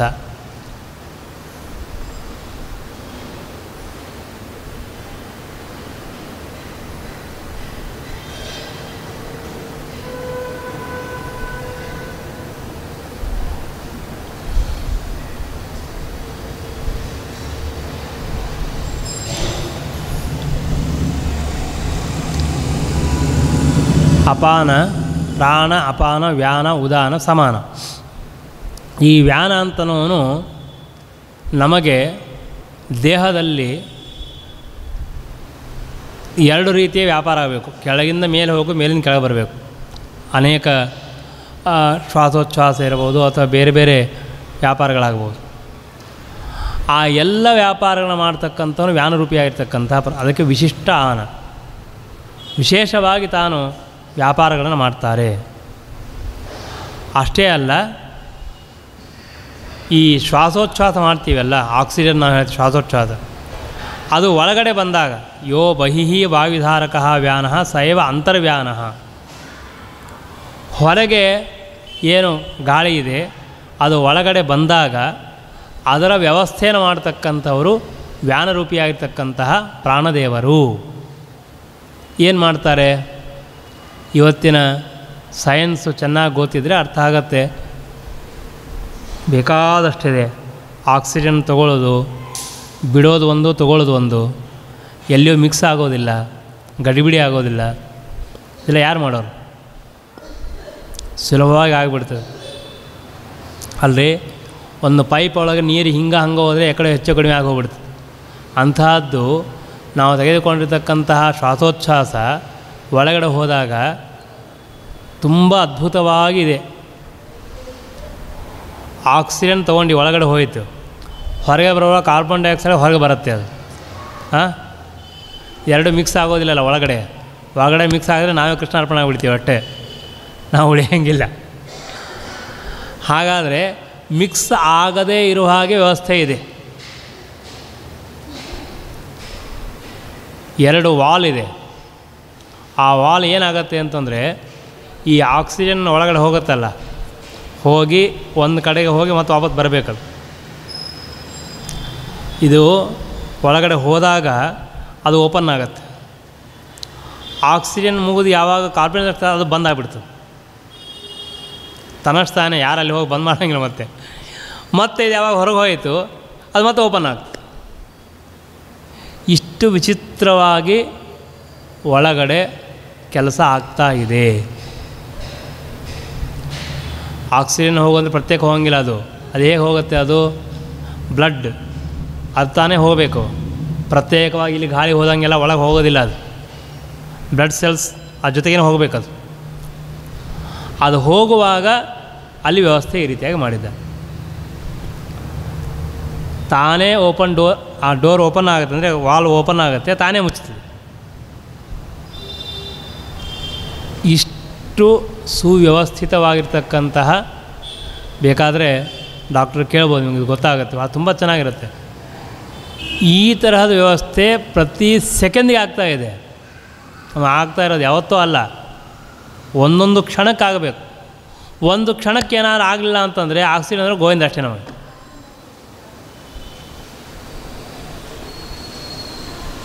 ಹೀಗೆ ಯಾಕೆ ಹೇಳ್ತಾ ಇದೆ ಅಂದರೆ, ಪ್ರಾಣಾಪಾನ ವ್ಯಾನ ಉದಾನ ಸಮಾನ, ಈ ಪಂಚಪ್ರಾಣಗಳು ನಮಗೆ ಪ್ರಾಣವನ್ನು ಕೊಟ್ಟಿದ್ದಾರೆ. ಹೇಗೆ ವ್ಯವಸ್ಥೆ ಮಾಡ್ತಾ ಇದ್ದಾರೆ? ನಾನು ಹೇಳ್ತಿದ್ದೆ, ಯಾರಾದರೂ ನಮ್ಮ ಮನೆಗೆ ಬಂದಾಗ, ಬನ್ನಿ ನಮ್ಮ ಮನೇಲಿ ತುಂಬ ಹೊಲಸಾಗಿದೆ, ಕೆಲಸಕ್ಕೆ ಯಾರೂ ಬಂದಿಲ್ಲ, ಅನಾಯಾಸೇನ ಬಂದಿರೋ, ಒಳ್ಳೆಯದಾಯಿತು, ಸ್ವಲ್ಪ ಕಸ ತೆಗೆದು ಸ್ವಲ್ಪ ಪಾತ್ರೆಗೆ ತೀರ ತೊಳೆದು ಹೋಗ್ರಿ ಅಂತಂದರೆ ಒಳ್ಳೆಯ ಉಪಕಾರ ಮಾಡಿದ್ರಿ ನೀವು ಅಂತಂತೇಳಿ ನಾವು ಹೇಳ್ತೀವ ಅವರಿಗೆ. ಮುಖ್ಯ ಪ್ರಾಣದೇವರು, ನಾನು ಯಾಕೆ ಹೇಳ್ತಾ ಇದ್ದೇನೆ ಇದು ಮಾತು ಅಂತಂದರೆ, ಅಪಾನರೂಪಿಯಾಗಿರ್ತಕ್ಕಂತಹ ಮುಖ್ಯ ಪ್ರಾಣದೇವರು ಮಾಡೋದೇನು? ನಮ್ಮ ದೇಹದಲ್ಲಿರ್ತಕ್ಕಂತಹ ಮಲಮೂತ್ರಗಳನ್ನು ಹೊರಗಡೆ ಹಾಕಿಸ್ತಾರೆ. ಅಂದರೆ ನಾನು ಅದಕ್ಕೆ ಹೇಳ್ತಾ ಇರೋದು, ಒಬ್ಬ ಮನುಷ್ಯನ ಬುದ್ಧಿಗೆ ಒಂದು ಗೋಚರವಾಗತ್ತೆ, ದೇವತೆಗಳಾದವರು ಇದೆಲ್ಲ ಭಗವಂತನ ಸೇವೆ, ಜಗತ್ತಿನ ಸೃಷ್ಟಿ, ನಾವು ಪರಮಾತ್ಮನ ಆಜ್ಞೆ ಮಾಡಬೇಕು ಅಂತ ಮಾಡ್ತಾ ಇದ್ದಾರೆ. ಎಷ್ಟು ವ್ಯತ್ಯಾಸ ಇದೆ! ತುಂಬ ಆಶ್ಚರ್ಯ ಇದು. ನಾನು ಅದಕ್ಕೆ ಹೇಳಿದೆ, ಒಂದು ದಿವಸ ಒಬ್ಬರಿಗೆ ಹೊಟ್ಟೆ ನೋವು, ಮಲಮೂತ್ರ ವಿಸರ್ಜನೆ ಬಂಧನ ಆಯಿತು ಅಂದರೆ ಏನು ಮಾಡಲಿಕ್ಕೆ? ಸತ್ಯ ಹೋಗ್ತಾನೆ ಮನುಷ್ಯ, ಅವನು ಬದುಕೋದೇ ಇಲ್ಲ.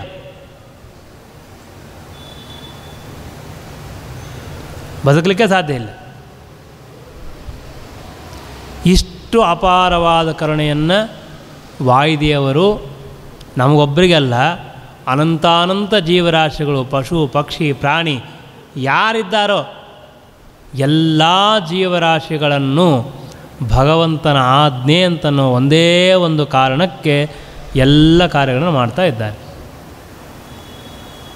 ಇನ್ನೇನೂ ಇಲ್ಲ. ನಾನು ಅನೇಕ ಬಾರಿ ಚಿಂತನೆ ಮಾಡ್ತಾ ಇರ್ತೀನಿ, ಮನುಷ್ಯನಿಗಿರುವಷ್ಟು ಅಹಂಕಾರ ಜಗತ್ತಿನೊಳಗೆ ಇನ್ನು ಯಾರಿಗೂ ಇಲ್ಲ. ಅದು ದೇವತೆಗಳು, ಗುರುಗಳು, ಋಷಿಗಳು, ಜ್ಞಾನಿಗಳು ಎಷ್ಟು ಸುಲಭವಾಗಿದ್ದಾರೆ, ಎಷ್ಟು ಸರಳವಾಗಿದ್ದಾರೆ ಅಂತನ್ನೋದು ನಮಗೆ ಅರ್ಥವೇ ಆಗೋದಿಲ್ಲ, ಅರ್ಥನೇ ಆಗೋದಿಲ್ಲ. ಯಾವ ಅಪೇಕ್ಷೆಯನ್ನೂ ಮಾಡದೇನೆ ನಮ್ಮ ಮೇಲೆ ಅನುಗ್ರಹ ಮಾಡತಕ್ಕಂಥವರು ದೇವತೆಗಳು. ಯಾವ ಅಪೇಕ್ಷೆಯನ್ನು ಮಾಡದೇನೆ ನಮ್ಮಿಂದ ಸಕಲ ಕಾರ್ಯಗಳನ್ನು ಮಾಡಿಸ್ತಕ್ಕಂಥವರು ದೇವತೆಗಳು. ಒಬ್ಬರಲ್ಲ, ಎಲ್ಲ ದೇವತೆಗಳು. ಈಗ ಮುಖ್ಯ ಪ್ರಾಣದೇವರು ಬಂದಿದ್ದಾರೆ, ಅದನ್ನು ಹೇಳ್ತಾ ಇದ್ದೀನಿ. ನಮ್ಮನೆ ಕೆಲಸ ನಾವೇ ಮಾಡ್ಕೊಳ್ಳಿಕ್ಕೆ ನಾವು ಆಲಸ್ಯ ಮಾಡ್ತೀವಿ, ಇವತ್ತಿಲ್ಲಿ ಬಿಡು ನಾವೇನು ಮಾಡ್ಕೊಳ್ಳೋಣ ಅಂತಂತೀವಿ. ಹಾಗೆ ಯಾವ ದೇವತೆಗಳು ಮಾಡೋದಿಲ್ಲ. ನಾವು ಶ್ವಾಸೋಚ್ಛ್ವಾಸ ಮಾಡಿಸ್ತಿದ್ದಾರೆ ಮುಖ್ಯ ಪ್ರಾಣದೇವರು. ಇವತ್ತು ಒಂದು ದಿವಸ ನಾನು ರಜಾ ತೊಗೋತೀನಿ ಅಂತ ಹೇಳಿಬಿಟ್ಟು ಗತಿಯೇನು ಹೇಳ್ರಿ.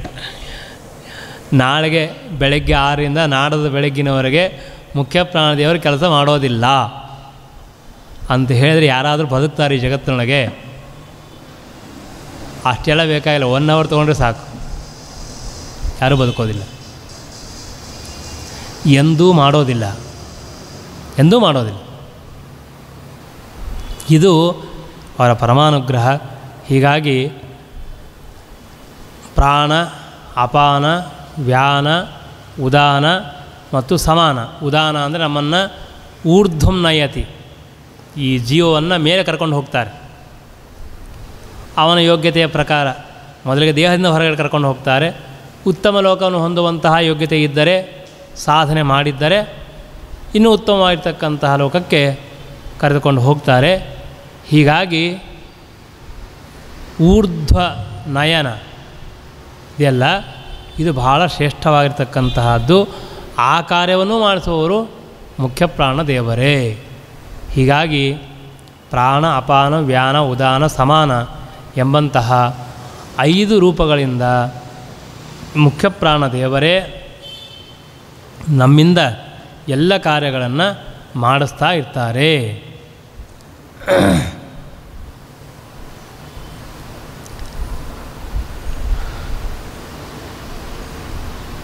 ಇವರು ದೇಹದ ಒಳಗಿದ್ದಾರೆ, ದೇಹದ ಹೊರಗೂ ಇದ್ದಾರೆ. ಅದಕ್ಕೆ ಒಳಗಡೆ ಇದ್ದು ಈ ಪ್ರಾಣ, ಅಪಾನ, ವ್ಯಾನ, ಉದಾನ, ಸಮಾನ ಎಂಬಂತಹ 5 ರೂಪಗಳಿಂದ ಹೇಗಿದ್ದಾರೋ ಅದೇ ರೀತಿಯಾಗಿ ಹೊರಗಡೆಯೂ ಇದ್ದಾರೆ. ಇದ್ದು ಬೇರೆ ಬೇರೆ ಕಾರ್ಯಗಳನ್ನು ಮಾಡ್ತಾರೆ ಎಂಬುದಾಗಿ ತಿಳಿಸ್ತಾ ಇದ್ದಾರೆ. ಹೀಗಾಗಿ ಆ ಮುಖ್ಯ ಪ್ರಾಣದೇವರ ಈ ಪಂಚರೂಪಗಳು ವಿಶೇಷವಾಗಿ ಇಲ್ಲಿ ಹೇಳಿದ್ದು ಪ್ರಾಣ, ಅಪಾನ, ವ್ಯಾನ, ಉದಾನ, ಸಮಾನ ಅಂತನ್ನುವುದು ಒಟ್ಟಾರೆ ವಾಯುದೇವರ ಬಗ್ಗೆ ತಿಳಿಯಬೇಕು ಅಂತಾಗಿದ್ದರೆ ನಾವು ನಿನ್ನೆ ಹೇಳಿದ ಹಾಗೆ ಅನೇಕ ದಿನಗಳನ್ನು ಹೇಳ್ತಾ ಬಂದದ್ದು. ಮೊದಲನೇ ದಿನ ಪ್ರಶ್ನೆ ಮಾಡಿದೆ, ಮತ್ತೆ ಪುನಃ ಅದನ್ನು ಹೇಳ್ತೇನೆ. ವಾಯುದೇವರು ಇರುವಂತಹ ಸ್ಥಳ ಯಾವುದು ಅಂತ ವಿಚಾರ ಮಾಡಿದರೆ ಎಲ್ಲ ಕಡೆಗೆ ಇದ್ದಾರೆ. ಇಂಥಲ್ಲಿ ಇಲ್ಲ ಅಂತ ನಮಗೆ ಹೇಳಿಕ್ಕಾಗೋದಿಲ್ಲ. ಸೂರ್ಯನಲ್ಲಿದ್ದಾರೆ, ಚಂದ್ರನಲ್ಲಿದ್ದಾರೆ, ಅಗ್ನಿಯಲ್ಲಿದ್ದಾರೆ, ಸಮುದ್ರದಲ್ಲಿದ್ದಾರೆ, ಪರ್ವತಗಳಲ್ಲಿದ್ದಾರೆ, ಪಶು ಪಕ್ಷಿ ಪ್ರಾಣಿಗಳಲ್ಲಿದ್ದಾರೆ, ಜಗತ್ತಿನಲ್ಲಿದ್ದಾರೆ. ಇನ್ನೆಲ್ಲಿ ಇಲ್ಲ ಹೇಳ್ರಿ? ಎಲ್ಲ ಕಡೆಗಿದ್ದಾರೆ. ಇದ್ದು ಆಯಾ ಕಾರ್ಯಗಳನ್ನು ಮಾಡಿಸ್ತಾ ಇದ್ದಾರೆ. ಪ್ರತ್ಯೇಕವಾದ ರೂಪಗಳಿಂದ ಇದ್ದಾರೆ. ಮತ್ತು ಸುಮ್ಮನೆ ಒಂದೇ ರೂಪ ಎಲ್ಲ ಕಡೆಗಿದೆ ಆಕಾಶದಂತೆ ಅಂತ ಹಂಗಲ್ಲ. ಸೂರ್ಯನಲ್ಲಿರೋ ರೂಪ ಬೇರೆ, ಚಂದ್ರನಲ್ಲಿರೋ ರೂಪ ಬೇರೆ, ಬೇರೆ ಬೇರೆ ಬೇರೆ ರೂಪಗಳಿಂದ ಇದ್ದಾರೆ. ಅದು ಒಟ್ಟಾರೆ ಆಯಿತು. ನನಗೆ ವೈಯಕ್ತಿಕವಾಗಿ ನಾನೊಬ್ಬ ಜೀವ, ನಾನು ಹಿಂದಕ್ಕೆ ಒಂದು ಸಲ ಇದೇ ಮಧ್ವನವಮಿಯ ಪ್ರಸಂಗದಲ್ಲಿ ಹೇಳಿದ್ದೆ, ನನಗೆ ನೆನಪಿದೆ. 5 ದಿನ ನನಗೂ ಮುಖ್ಯ ಪ್ರಾಣದೇವರಿಗೆ ಏನು ಸಂಬಂಧ ಅಂತ, ಅದು ಪ್ರತ್ಯೇಕ ವಿಷಯ. ಅದು ನಾನು ಮುಖ್ಯ ಪ್ರಾಣದೇವರು ಅಷ್ಟೇ, ಜಗತ್ತು ಈ ಸಮುದ್ರ ಅದೆಲ್ಲ ಬೇಡ. ನನಗೇನು ಮುಖ್ಯ ಪ್ರಾಣದೇವರ ಉಪಕಾರ ಇದೆ ಅದನ್ನು ಮಾತ್ರ ನಾವು ಮಿನಿಮಮ್ 5-6 ದಿನ ತಿಳಿಯಬಹುದು. ಈಗ ಅದನ್ನು ಹೇಳೋದಿಲ್ಲ. ನನಗೇನು ಸಂಬಂಧ ಅಂತಂದರೆ, ನಮ್ಮ ತಂದೆ ತಾಯಿಗಳಿಂದ ನಾನು ಹುಟ್ಟಿ ಬಂದೆ. ಹುಟ್ಟಿ ಬರುವ ಕಾರಣ ಯಾರು? ಮುಖ್ಯ ಪ್ರಾಣದೇವರು. ತಂದೆ ತಾಯಿಗಳಿದ್ದಾರೆ, ಹಿಂದೆ ಬಂತು. ತಂದೆಯಲ್ಲಿ ಮುಖ್ಯ ಪ್ರಾಣದೇವರು, ತಾಯಿಯಲ್ಲಿ ಭಾರತೀ ದೇವಿ ಇದ್ದಾರೆ ಅಂತ ಹೇಳಿದರು. ಅವರಿಂದ ಹುಟ್ಟಿ ಬರ್ತಾರೆ. ಆಹಾರದಲ್ಲಿ ಮುಖ್ಯ ಪ್ರಾಣದೇವರಿದ್ದಾರೆ, ರೇತಸ್ಸಿನಲ್ಲಿ ಮುಖ್ಯ ಪ್ರಾಣದೇವರಿದ್ದಾರೆ, ಆ ಗರ್ಭದಲ್ಲಿ ಶಿಶು ಇದ್ದಾಗ ಮುಖ್ಯ ಪ್ರಾಣದೇವರಿದ್ದಾರೆ, ಹುಟ್ಟುವಾಗ ಮುಖ್ಯ ಪ್ರಾಣದೇವರಿದ್ದಾರೆ, ಹುಟ್ಟಿದ ಮೇಲೆ ಮುಖ್ಯ ಪ್ರಾಣದೇವರು ಬೇಕು ಬದುಕಲಿಕ್ಕೆ, ಬೆಳಿಲಿಕ್ಕೆ ಬೇಕು, ಜ್ಞಾನ ಬರಲಿಕ್ಕೆ ಬೇಕು. ಯಾವಾಗ ಬೇಡ ನಮಗೆ ಮುಖ್ಯ ಪ್ರಾಣದೇವರು? ನಾವು ಬೆಳೆದಿವಿ, ಸಂಸಾರಸ್ಥರಾದಿವಿ ಅಥವಾ ಸನ್ಯಾಸಿಗಳಾದಿವಿ, ಸಾಧನ ಮಾಡಿದ್ವಿ, ನಾವು ಇಡೀ ಜೀವನ ಸಾಧನ ಮಾಡಿ ಮತ್ತೆ ಈ ದೇಹನ ಬಿಟ್ಟು ಹೋಗಬೇಕು, ಮುಖ್ಯ ಪ್ರಾಣದೇವರು ಬೇಕು, ಅವರೇ ನಮ್ಮನ್ನು ಕರ್ಕೊಂಡು ಹೋಗಬೇಕು. ನನಗೂ ಮುಖ್ಯ ಪ್ರಾಣದೇವರಿಗೆ ಏನು ಸಂಬಂಧ ಅಂತಂದರೆ ಇವತ್ತಿನ ಸಂಬಂಧವಲ್ಲ. ನಾನು ಈ ಬ್ರಹ್ಮದೇವರ ಜೊತೆಗೆ ಹುಟ್ಟಿದಾಗ ಮತ್ತೆ ಪುನಃ ಈ 100 ವರ್ಷದವರೆಗೆ ಈ ಮುಖ್ಯ ಪ್ರಾಣದೇವರು ನನ್ನ ಜೊತೆಗೆ ಇದ್ದು ಸಾಧನವನ್ನು ಮಾಡಿಸುತ್ತಾರೆ. ಎಷ್ಟು ಸಂಬಂಧ? ಒಬ್ಬ ಮುಖ್ಯ ಪ್ರಾಣದೇವರಿಗೂ ನಮಗೂ ಎಷ್ಟು ದಿನದ ಲಿಂಕ್ ಇದೆ ಅಂತ ಕೇಳಿದರೆ, ಬ್ರಹ್ಮದೇವರ 100 ವರ್ಷ, ಬ್ರಹ್ಮದೇವರು 100 ವರ್ಷ, ನಮ್ಮ ವರ್ಷ ಅಲ್ಲ. ಬ್ರಹ್ಮದೇವರು ಹುಟ್ಟಿದಾಗಿನಿಂದ ಬ್ರಹ್ಮದೇವರು ಮೋಕ್ಷಕ್ಕೆ ಹೋಗ್ತಾರಲ್ಲ, ಅಲ್ಲಿಯವರೆಗೆ ಈ ಪ್ರಾಣದೇವರು ನಮ್ಮ ಜೊತೆಗೆ ಇದ್ದು ಹುಟ್ಟಿಸ್ತಾರೆ, ಸಾಧನ ಮಾಡಿಸ್ತಾರೆ, ನಮ್ಮನ್ನು ಮತ್ತೆ ಹುಟ್ಟಿಸ್ತಾರೆ, ಸಾಧನ ಮಾಡಿಸ್ತಾರೆ, ಕರ್ಕೊಂಡು ಹೋಗ್ತಾರೆ, ನಾನಾ ರೀತಿಯ ವ್ಯಾಪಾರಗಳನ್ನು ಮಾಡಿಸ್ತಾರೆ. ಇಂತಹ ವಾಯುದೇವರೇ ಮಧ್ವಾಚಾರ್ಯರು. ನೋಡಿ, ನಾವು ಮಧ್ವಾಚಾರ್ಯ ಬಗ್ಗೆ ಎಷ್ಟು ತಿಳ್ಕೊಂಡಿವಿ ಅಂತ ಇವಾಗ ಅರ್ಥ ಆಗುತ್ತೆ. ನಾವು ತಿಳ್ಕೊಳ್ಳೋದು ತುಂಬ ಅಲ್ಪ, ಹೇಳೋದು ತುಂಬ ಕಡಿಮೆ, ಅನುಷ್ಠಾನವಂತೂ ಇನ್ನೂ ಕಡಿಮೆ ಇದೆ. ಆದರೆ ಒಂದೇ ಒಂದು, ಇಂತಹ ಮಧ್ವಾಚಾರ ಪರಂಪರೆಯಲ್ಲಿ ಬಂದೇವೆ ಅಂತನ್ನೋ ಹೆಮ್ಮೆ ಇರಬೇಕು, ಕನಿಷ್ಠ ಪಕ್ಷ. ಎಷ್ಟೋ ಜನ ನಾವು ಯಾಕಾದರೂ ಮಧ್ವಾಚಾರ ಪರಂಪರೆ ಬಂದೀವಲ್ಲಪ್ಪ ಅಂತಂತಾರೆ, ನಾವು ಯಾಕಾದರೂ ಮಾಧ್ವರಾಗಿವಿ ಅಂತಂತಾರೆ. ಏನು ಹೇಳಬೇಕು ಅವ್ರಿಗೆ? ಯಾವ ಮಧ್ವಾಚಾರ್ಯರು ಎಲ್ಲಿದ್ದಾರೆ, ಅವ್ರ ಶಕ್ತಿ ಏನು, ಸಾಮರ್ಥ್ಯ ಏನು, ಅವ್ರ ಯೋಗ್ಯತೆ ಏನು, ಅವರು ಮಾಡುವ ಅನುಗ್ರಹ ಏನು? ಆದ್ದರಿಂದ ಕನಿಷ್ಠ ಪಕ್ಷ ಇಂತಹ ಒಂದು ಬ್ರಾಹ್ಮಣ ಜನ್ಮ ಬಂದಿದೆ, ವೈಷ್ಣವ ಜನ್ಮ ಬಂದಿದೆ, ಮಧ್ವಾಚಾರ್ಯರು ಅಂತ ಈ ಜನ್ಮದಲ್ಲಿ ಗೊತ್ತಾಗಿದೆ ನಮಗೆ. ಮಿನಿಮಮ್ ಮಧ್ವಾಚಾರ್ಯ ಅಂತ ಒಬ್ಬ ಬಂದಿದ್ದರು, ಯಾರೋ ಒಬ್ಬರು ಆಚಾರ್ಯ ಇದ್ದಾರೆ, ನಮ್ಮ ಪರಂಪರೆಯಲ್ಲಿ ಇದ್ದಾರೆ, ಅವರಿಗೆ ನಾವು ಬಂದಿದ್ದೇವೆ. ಇದೇ ದೊಡ್ಡ ಭಾಗ್ಯ. ಗೊತ್ತಾಗದೆ ಆ ಕಾಶ್ಮೀರದೊಳಗೋ ಇನ್ನೆಲ್ಲೋ ಕನ್ಯಾಕುಮಾರಿ ಎಲ್ಲೋ ಹುಟ್ಟಿದ್ದ ಅಂದರೆ ಏನು ಮಾಡೋದು? ಮಧ್ವಾಚಾರ್ಯ ಎಲ್ಲಿ ಗೊತ್ತಾಗುತ್ತೆ? ಗೊತ್ತೇ ಆಗೋದಿಲ್ಲ. ನಮಗೆಲ್ಲ ಫ್ರೀಯಾಗೆಲ್ಲ ಸಿಕ್ಕಿಬಿಟ್ಟಿದೆ, ಗೊತ್ತಾಗ್ತಾ ಇಲ್ಲ, ಫುಕ್ಕಟ್ಟಾಗಿ ಸಿಕ್ಕಂತೆ ಹಂಗೆ. ಪಾಕಿಸ್ತಾನ ಹುಟ್ಟಿದ್ರಪ್ಪ ನೀವು, ಇನ್ನೆಲ್ಲೋ ಹುಟ್ಟಿದ್ರೆ ನಮಗೇನು ಗೊತ್ತಾಗುತ್ತೆ? ಇಲ್ಲೇ ಹುಟ್ಟಿದ್ರೆ ಗೊತ್ತಾಗದೆ ಎಷ್ಟು ಜನ ಇದ್ದಾರೆ. ಜೈಪುರು, ಉದಯಪುರು, ಎಲ್ಲೋ ಡಿಲ್ಲಿ ಯಾರ್ಕೊ ಹುಟ್ಟಿದ್ರೆ ಏನೂ ಗೊತ್ತಾಗಂಗಿಲ್ಲ. ಆದ್ದರಿಂದ ಬ್ರಾಹ್ಮಣರಾಗಿದ್ದು ಮಧ್ವಾಚಾರ ಪರಂಪರೆಯಲ್ಲಿ ಬಂದು ಶ್ರೀಮದ್ ಟೀಕಾಕೃತ್ಪಾದರು ಮಹಾನುಭಾವರ ಒಂದು ಅನುಗ್ರಹವಾಗಿ ಅದರಿಂದ ಈ ಮಧ್ವಾಚಾರ ತಿಳಿಯುವಂಥ ಒಂದು ಸೌಭಾಗ್ಯ ಬಂದಿದೆ. ದೊಡ್ಡ ನಮ್ಮೆಲ್ಲರ ಮಹಾಭಾಗ್ಯ ಅಂತ ತಿಳಿಯಬೇಕು. ಅಂತಹ ಶ್ರೀಮದಾಚಾರ್ಯರನ್ನು ಮತ್ತೆ ಮತ್ತೆ ಸ್ಮರಣ ಮಾಡ್ತಾ, ವಿಶೇಷವಾಗಿ ಅವರ ಅನುಗ್ರಹ ನಮ್ಮ ಮೇಲೆ ಆಗಲಿ ಎಂಬುದಾಗಿ ಪ್ರಾರ್ಥನೆ ಮಾಡೋಣ. ಈ 4-5 ದಿನಗಳಲ್ಲಿ ಆ ವಾಯುದೇವರ ಮಹಿಮೆಯನ್ನು ತಿಳಿಯಲಿಕ್ಕೆ ಪ್ರಯತ್ನ ಮಾಡಿದ್ದು ಅವತಾರತ್ರಯ ಸಂಘ, SMSO, ಆ ಎಲ್ಲ ಕಾರ್ಯಕರ್ತರು ಹಾಗೂ ಇನ್ನೂ ಅನೇಕ ಭಕ್ತರು ಸೇರಿಕೊಂಡು ಮಾಡತಕ್ಕಂಥ ಈ ಕಾರ್ಯ ಇದು ನಿರಂತರವಾಗಿ ಶಾಶ್ವತವಾಗಿ ಚೆನ್ನಾಗಿ ನಡೆಯಲಿ. ಎಲ್ಲದಕ್ಕಿಂತಲೂ ಹೆಚ್ಚಾಗಿ ಗುರುಗಳಿಗೆ, ಶ್ರೀಮದ್ ಆಚಾರ್ಯರಿಗೆ, ಪರಮಾತ್ಮನಿಗೆ ಪ್ರೀತಿಯಾಗುವಂತೆ ಈ ಕಾರ್ಯ ಆಗಲಿ, ನಮಗೆ ಮೋಕ್ಷ ಸಾಧನ ಆಗಲಿ, ಧರ್ಮ ಮಾರ್ಗದಲ್ಲಿ ಪ್ರವೃತ್ತಿ ಹೆಚ್ಚಾಗಲಿ. ಅಂತಹ ಒಂದು ವಿಶಿಷ್ಟವಾದ ಅನುಗ್ರಹವನ್ನು ನಮಗೆ ಆ ಮುಖ್ಯಪ್ರಾಣದೇವರ ಅನುಗ್ರಹ ಮಾಡಲಿ ಅಂತ ಪ್ರಾರ್ಥನೆ ಮಾಡ್ತಾ ಈ ಸೇವೆಯನ್ನು ಗುರುಗಳ ಅಂತರ್ಯಾಮಿಯಾದ ಭಗವಂತನಲ್ಲಿ ಮುಖ್ಯಪ್ರಾಣದೇವರ ಅಂತರ್ಯಾಮಿ ಭಗವಂತನಲ್ಲಿ ಸಮರ್ಪಣೆ ಮಾಡ್ತಾ ಈ ಸತ್ಯಜ್ಞಾನರ ವಿಶೇಷವಾದ ಸನ್ನಿಧಾನ ಹಾಗೂ ಶ್ರೀಮಠದಲ್ಲಿ ಈ ಸತ್ಕಾರ್ಯ ನಡೀತಾ ಇದೆ. ಇಲ್ಲಿಯ ಅಧಿಕಾರಿಗಳು ಪ್ರವೀಣಾಚಾರ್ಯರು ಅವರೂ ಇದಕ್ಕೆ ಅನೇಕ ಪ್ರವಚನ ಮಾಡೋರಿದ್ದಾರೆ ಮುಂದೆ. ಆ ಕಾರ್ಯಕ್ಕೆ ವಿಶೇಷವಾಗಿ ತಮ್ಮ ಸಹಕಾರವನ್ನು ಮಾಡಿದ್ದಾರೆ. ಅವರಿಗೂ ಪರಮಾತ್ಮ ವಿಶೇಷವಾಗಿ ಇನ್ನೂ ಸಾಧನೆ ಮಾಡಿಸಲಿ, ಇಂತಹ ಸಹಕಾರವನ್ನು ಮಾಡಲಿ ಅಂತ ಅವರಿಗಲ್ಲಿ ಪ್ರಾರ್ಥನೆಯನ್ನು ಮಾಡ್ತಾ ಕೃತಜ್ಞತೆಗಳನ್ನು ತಿಳಿಸ್ತಾ, ಮೂಲಭೂತವಾಗಿ ಶ್ರೀ ಶ್ರೀ ಸತ್ಯಾತ್ಮ ಶ್ರೀಪಾದಂಗಳವರು ಅವರ ಕರುಣೆ ಅವರ ದಯೆಯಿಂದ ಇಂತಹ ಸತ್ಕಾರ್ಯಗಳು ನಡೀತದೆ. ಒಂದು ಸಂತೋಷ ವಿಷಯ ಏನು ಅಂತಂದರೆ, ಮುಖ್ಯಪ್ರಾಣದೇವರ ಸ್ತೋತ್ರವನ್ನು ಮಾಡುವಾಗ ನಮ್ಮ ಸ್ವಾಮಿಗಳಿಗೆ ಮುಖ್ಯಪ್ರಾಣದೇವರು ಸಿಕ್ಕಿದ್ದಾರೆ ಅಂತನ್ನೋದೇ ನಮಗೆ ಒಂದು ವಿಶೇಷವಾಗಿರ್ತಕ್ಕಂಥ ಒಂದು ಸಂತೋಷ. ಈ 3-4 ದಿನಗಳ ಹಿಂದೆ ಕಾವೇರಿ ಪಟ್ಟಣದಲ್ಲಿ ಅವರು ಸ್ನಾನ ಮಾಡುವಾಗ ಮುಖ್ಯಪ್ರಾಣದೇವರ ದೊಡ್ಡ ಮೂರ್ತಿ ಸಿಕ್ಕಿದೆ. ಹೀಗಾಗಿ ನಿತ್ಯ ನಿರಂತರವಾಗಿ ಶ್ರೀಮದ್ ಆಚಾರ್ಯರ ಗ್ರಂಥಗಳನ್ನು ವಾಯುದೇವರನ್ನು ಉಪಾಸನೆ ಮಾಡ್ತಕ್ಕಂತಹ ಮಹಾನುಭಾವರಿಗೆ ಇದೇನು ದೊಡ್ಡ ವಿಷಯ ಅಲ್ಲ, ತುಂಬ ಚಿಕ್ಕ ವಿಷಯ. ಆದರೂ ನಮ್ಮೆಲ್ಲರಿಗೂ ದೊಡ್ಡದು. ನಾನು ಇನ್ನು ಹೇಳಿದ ಹಾಗೆ ನಮಗೆ ದೊಡ್ಡ ಅಪರೂಪನೇ ಹೊರತಾಗಿ ಅವ್ರಿಗೇನು ದೊಡ್ಡ ವಿಷಯ ಅಲ್ಲ. ಇಂಥದ್ದು 100 ನಡೀತಾ ಇರ್ತದೆ ಅವರಿಗೆ. ಆ ಗುರುಗಳ ಸ್ಮರಣೆಯನ್ನು ಮಾಡಿ ಅವರ ಒಂದು ವಿಶೇಷವಾಗಿರ್ತಕ್ಕಂತಹ ದಯೆ ಕರುಣೆ ಯಾವಾಗಲೂ ಎಲ್ಲ ಸಜ್ಜನರ ಮೇಲೆ ಇರಬೇಕು ಅಂತ ಪ್ರಾರ್ಥನೆ ಮಾಡ್ತಾ, ಎಲ್ಲ ಗುರುಗಳ ಅಂತರ್ಯಾಮಿಯಾಗಿರ್ತಕ್ಕಂತಹ ಭಾರತೀಯ ಮುಖ್ಯಪ್ರಾಣ ಅಂತರ್ಗತ ಲಕ್ಷ್ಮೀನಾರಾಯಣರು ವಿಶೇಷವಾಗಿ ಪಾರ್ಥಸಾರಥಿ ಅನುಗ್ರಹ ಮಾಡಲಿ ಎಂಬುದಾಗಿ ಪ್ರಾರ್ಥನೆ ಮಾಡ್ತೇನೆ. ಹರೇ ನಮಃ. ಶ್ರೀಕೃಷ್ಣಾರ್ಪಣಮಸ್ತು.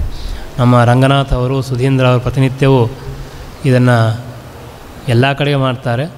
ವಿಶೇಷವಾಗಿ ಇದರ ಪ್ರಚಾರಕ್ಕೆ ಸೇವೆಯನ್ನು ಮಾಡಿದ್ರಿಂದ ಭಗವಂತ ಇನ್ನೂ ಹೆಚ್ಚಾಗಿ ಅವರನ್ನು ಸೇವೆ ಮಾಡಿಸಲಿ ಅಂತ ದೇವರಲ್ಲಿ ಪ್ರಾರ್ಥನೆಯನ್ನು ಮಾಡ್ತೇನೆ. ಶ್ರೀಕೃಷ್ಣಾರ್ಪಣಮಸ್ತು.